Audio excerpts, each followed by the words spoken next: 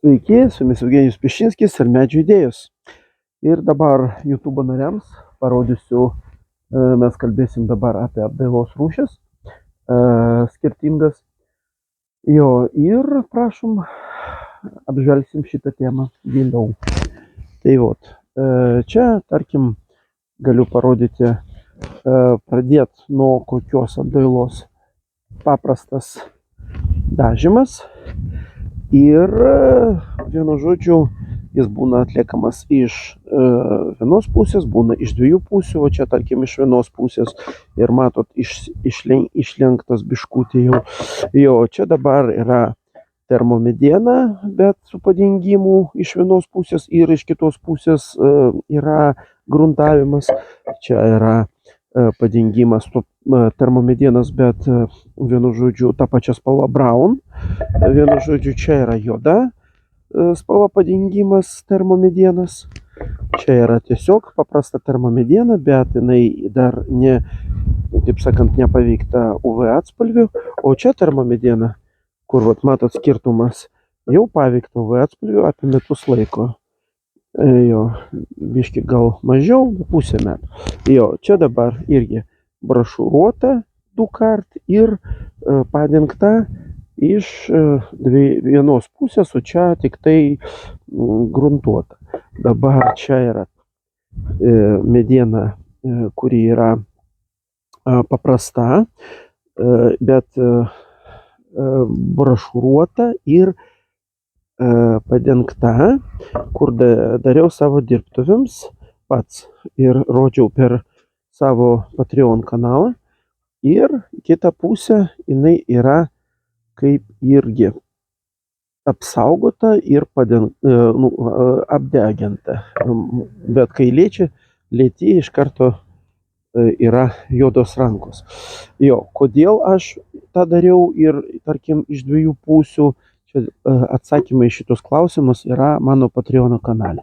Ir dar kitas variantas apdailos yra termomediena, bet deginta. Tai yra, tarkim, čia parodžiau termomedį, čia kad parodyt, kad čia termomediena, bet jinai dar papildomai deginta. Labai daug kas maišo termomedieną ir degintą medieną ir sako, kad čia deginta, tai tas pats kaip ir termo. Ne, termomediena tai yra atskira rūšis, termomediena, ir jinai būna paprasta, padengta skirtingom spalvom, bespalvė, kaip sakant, visiškai nepadengta, kai veikia UV atspalviai. Ir jinai yra, prašom, kaip čia, deginta ir apdarota, jinai gali būti skirtingai. Tai tarkim, čia apdarota vienu metodu, čia apdarota kitų metodų, čia iš vis neapdarota, tiesiog matosi, kad deginta.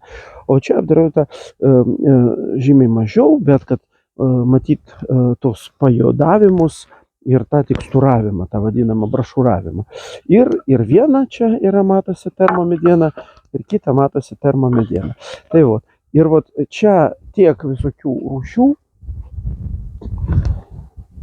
Ir, kaip sakant, matot, kągi pasirinkti, ką reikia čia pagalvoti, tarkim, gal man paprastą lentą pasirinkti, gal termo, gal degintą, gal pasirinkti termodegintą.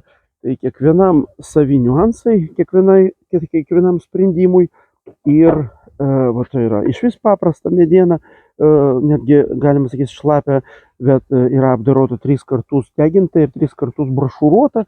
Tai tiesiog gavosi tokia įdomi tekstūra, kaip senovinė. Tai čia irgi toks pastebėjimas. Tai visą tą sudėjau, parodžiau ir apie tai labai konkrečiai ir 4 serijom kalbu savo Patreon kanale, kuriame skelbiu prisijungti visus ir išrinkti savo tinkamą apdailą, kurią norėsit pasirinkti ir kurią jums ilgiau tarnaus. Aišku, mes kalbam ne tai, kad apie finansų, mes kalbam apie tai, kiek ilgai ir kaip kokybiškai, kiek gali tą apdailą jums toliau tarnauti ir kiek laiko jūs galite ją eksploatuoti. Aš galiu tik parodyti savo apdailą. Čia šitą brašuruotą medieną pats dariau praeitais metais ir galėsiu, va čia tuoj prieisiu prie savo dirbtuvių, parodyti jums, kaip jinai išsilaikė, nežinau, per metus laiko, jau kaip metai laiko. Einam pasižiūrim. O čia prašom. Čia yra mano deginta paprasta lenta ir jinai yra brošuruota ir deginta. Viskas. Praėjo 1 metai. Tai toks jausmas, kaip sumontuovau vakar, nes niekas per tą laiką nepasikeitė. Viens prie vieno lentelė stovi gražiai, viskas lygiai, gražu, visos lentos, jokių plyšių, niekur neatsirado, ne viena lenta netrūko, nelūžo, neskilo, viskas kuo puikiausiai laikosi ir kuo puikiausiai tarnauja. Tai čia yra tik tai parodymas vieno iš variantų. Tai jūsų teisė rinktis ir susitiksim Patreone. Kas norės pasižiūrėti, prašom 4 serijos skirtingų apdailos rūšių, jų pasirinkimas ir kodėl reikia dengti iš 2 pusių. Būtina dengti iš 2 pusių ir kodėl ten yra visi atsakymai. Sėkmės, iki kitų kartų. Su jumis buvo Eugenijus Pišinskis, Medžių idėjos. Iki.